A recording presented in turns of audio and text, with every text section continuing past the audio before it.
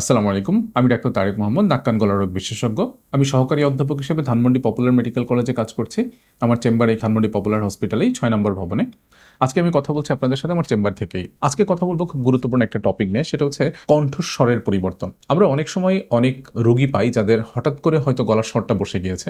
বেশিরভাগ রোগীর এইরকম থাকে যে সে বলে এসে যে আমার গত কয়েকদিন থেকে দেখা যাচ্ছে আমার একটু ঠান্ডা সর্দি ছিল, তারপর প্রচণ্ড কাশি ছিল।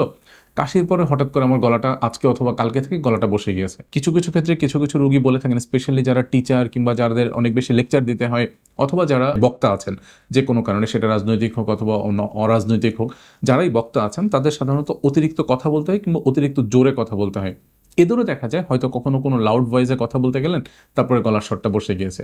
কিছু কিছু রোগী আমরা পেয়ে থাকি যাদের গলার স্বর পরিবর্তন হয় একটা সার্টেন এইজের পরে, 50 থেকে 60 বছর বয়সের পরে হঠাৎ করে বেশ কিছুদিন থেকে তার গলার স্বরে পরিবর্তন হচ্ছে, কথা বলতে গেলে ফ্যাসফ্যাসে হয়ে যাচ্ছে গলাটা, কথাটা স্পষ্ট বলতে পারছেন না, এই ধরনের কিছু পেয়ে থাকি। আরেকটা গ্রুপ পাওয়া যায় যে ছোট বয়সের কিছু, যখন 9 থেকে 10 বছর কিংবা 10 থেকে 14 বছর বয়সে, আমরা যেটাকে বলি বয়সন্ধিকাল ক্রস করার সময়, এই সময়টাতে কিছু কিছু রোগীর মানে ছেলেদের স্পেশালি দেখা যায় যে তাদের ভয়েসটা আলটিমেটলি ছোট বাচ্চার যে ভয়েসটা থাকে সেই ভয়েসটাই রয়ে যায়, মানে তার বয়সন্ধিকালের পরে যে ভয়েসটা আসার কথা সেই ভয়েসটা আসে না।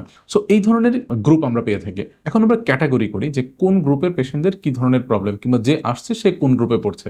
আমি প্রথমে খারাপ জিনিসটা আমি আগে তুলে ধরছি, সেটা হচ্ছে যে কোনো বয়স্ক রোগীর 50-এর ঊর্ধ্বে কোনো রোগীর যদি তার গলার স্বরে পরিবর্তন থাকে বেশ কিছুদিন ধরে, স্পেশালি আমরা বলে থাকি যে 1.5 মাসের বেশি যদি কোনো রোগীর গলার স্বরে পরিবর্তন থেকে থাকে, তাহলে অবশ্যই তার গলার কণ্ঠনালীটা ঠিক আছে কিনা কিংবা কণ্ঠনালীর আশেপাশের যে স্ট্রাকচারসগুলো আছে সেগুলো ঠিক আছে কিনা সেটা দেখার জন্য একটু অন্ততপক্ষে একটা এন্ডোস্কোপি পরীক্ষা করে নেওয়া, গলার এন্ডোস্কোপি পরীক্ষা।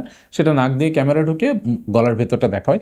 আমরা অনেক সময় আমাদের এই যে এখানে একটা মেশিন আছে, এটা দিয়েও অনেক সময় চেক করে থাকি। আবার কিছু কিছু ক্ষেত্রে থাকে নাক দিয়ে দেখা যায়, নাকের মধ্যে ক্যামেরা ঢুকে তারপর গলা পর্যন্ত পৌঁছে আমরা গলার কণ্ঠনালীটা চেক করি যে কণ্ঠনালীতে কোনো খারাপ কিছু আছে কিনা।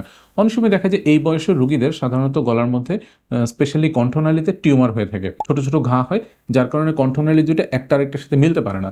যখনই কণ্ঠনালীটা একটা আরেকটার সাথে মিলতে না পারবে তখনই গলার স্বরটাতে পরিবর্তন হয়। এই ক্ষেত্রে যদি কোনো ঘা থাকে তখন আমরা সেটাকে সন্দেহের দৃষ্টিতে চিন্তা ভাবনা করে থাকি। কিছু কিছু ক্ষেত্রে কণ্ঠনালী ছাড়াও তার আশেপাশের যে স্ট্রাকচারসগুলো আছে সেই স্ট্রাকচারের প্রবলেম থাকে, সেইখানে আপনার এরকম ধরনের অ্যাবনর্মাল কোনো মাংসপিণ্ড জন্ম নিতে পারে, অ্যাবনর্মাল কোনো ঘা হতে পারে, যেটা পেশেন্টের হয়তো কণ্ঠস্বরের পরিবর্তনের কারণ হয়ে দাঁড়িয়েছে।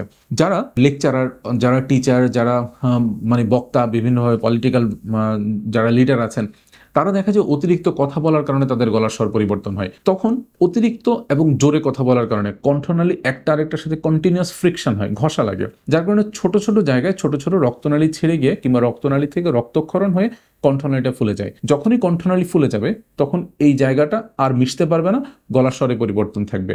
এছাড়াও যাদের ধরেন সর্দি কাশির পরে হঠাৎ করে গলা চেঞ্জ হলো, তাদের ক্ষেত্রে ওই একই সিস্টেমে কণ্ঠনালীর মধ্যে রক্তক্ষরণের কারণে পরিবর্তন হয়। আরেকটা গ্রুপ তো যেটা আমি বললাম যে বাচ্চাদের, ছেলেদের ক্ষেত্রে যে ভয়েসটা আলটিমেটলি মানে মেল ভয়েস হলো না, সেটা বাচ্চাদের ভয়েসের মধ্যে থাকলো, যেটাকে আমরা বলি পিউবারফোনিয়া। তো এই 4টা গ্রুপের মধ্যে কোন গ্রুপের রোগীটা আমার কাছে আসলো আমি সেই অনুযায়ী পেশেন্টকে ট্রিট করব। যেমন যদি বাচ্চা হয়, স্পেশালি ছেলেদের যেটা বললাম যে 15-16 বছর বয়সের সময়ে যেই ভয়েস চেঞ্জটা হয়, তাদের ক্ষেত্রে সাধারণত স্পিচ থেরাপি দিলে কাজ করে, স্পিচ থেরাপি দিলে আস্তে আস্তে ইমপ্রুভ করে। কিছু কিছু ক্ষেত্রে কিছু সার্জারিরও প্রয়োজন হয়, সার্জারি করে সেটাকে ঠিক করা যায়। যদি ওই যে পলিটিক্যাল গ্রুপ এবং যারা টিচার্স, যারা অতিরিক্ত কথা বলার কারণে হচ্ছে, তাদের ক্ষেত্রে কথা বলা বন্ধ রাখাটাই হচ্ছে ফার্স্ট ট্রিটমেন্ট থাকে। কারো ক্ষেত্রে যদি কণ্ঠনালীর মধ্যে গোটা হয় এবং সেটা যদি মোটামুটি 2 থেকে 3 মাসের মধ্যে ইমপ্রুভ না করে, তখন আমাদের পরামর্শ থাকে সেটাকে কেটে দেয়া, তাতে করে কণ্ঠনালী দুইটা একটা আরেকটার সাথে মিলতে পারে এবং ভয়েসটা ইমপ্রুভ করে যায়। যদি বয়স্ক রোগী হয়, তার যদি গলার স্বরে পরিবর্তন থাকে, অথবা কোনো বয়স্ক রোগী ছাড়াও মোটামুটি ধরেন 40-42 বছরের একজন পেশেন্ট যে অনেকদিন ধরে স্মোকিং করে, সিগারেট খায়, তারও যদি গলার স্বরে পরিবর্তন থাকে, তাহলে আমরা সেটাকে অবশ্যই গুরুত্বের সাথে দেখার চেষ্টা করি।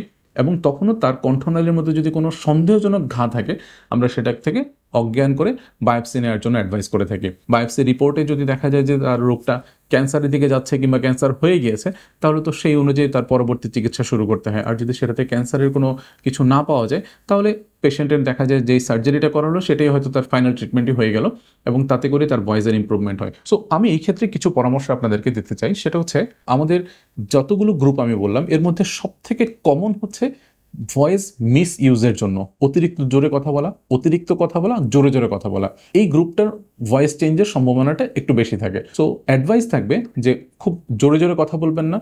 কথা বলার সময় আপনার ভোকাল কর্ডকে যথেষ্ট পরিমাণ সাপোর্ট দিয়ে আপনি কথা বলার চেষ্টা করবেন। দ্যাট ইজ আপনি লো টোনে কথা বলার চেষ্টা করবেন, আস্তে আস্তে কথা বলার চেষ্টা করবেন। খুব উচ্চস্বরে চিৎকার করবেন না, তাতে করে গলার কণ্ঠনালীর মধ্যে রক্তক্ষরণ হতে পারে। যখন কথা বলবেন মাঝে মাঝে একটু একটু পানি খাওয়ার চেষ্টা করবেন, আর যতটুকু পারা যায় ভোকাল কর্ডকে হাইড্রেশন করার চেষ্টা করবেন। এই হাইড্রেশনের সিস্টেমটাই হচ্ছে পানি খাওয়া। আর যারা খুব জোরে জোরে কথা বলেন তাদের প্রতি পরামর্শ হচ্ছে জোরে কথা না বলা। যদি আপনি স্মোকিং করে থাকেন, সিগারেট খেয়ে থাকেন, তাহলে অবশ্যই সেটাকে পরিহার করবেন, কারণ সিগারেট আপনার এটা কণ্ঠনালী ক্যান্সারের জন্য খুব সরাসরিভাবে জড়িত। যদি সন্দেহজনক কোনো কিছু থাকে কণ্ঠনালীর মধ্যে, তাহলে যত দ্রুততম সময়ের মধ্যে সম্ভব সেটাকে বায়োপসি পরীক্ষা করে নিয়ে রোগ কনফার্ম হয়ে নেবেন।